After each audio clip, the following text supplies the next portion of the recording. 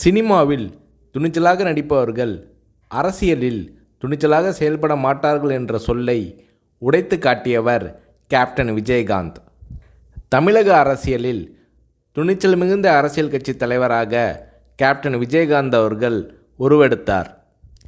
கடந்த 2011ஆம் ஆண்டு சட்டப்பேரவைத் தேர்தலில் வெற்றி பெற்று எதிர்க்கட்சி தலைவராக கேப்டன் விஜயகாந்த் அவர்கள் தேர்வானார்.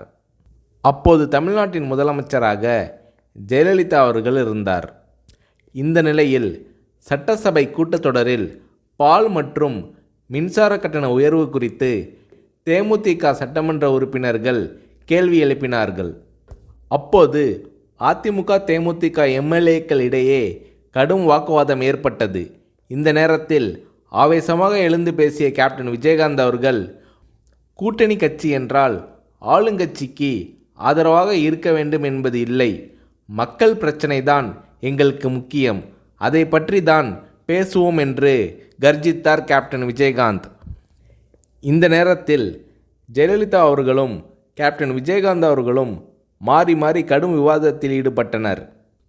இது அன்றைய காலகட்டத்தில் பெரும் பரபரப்பாக பேசப்பட்டது.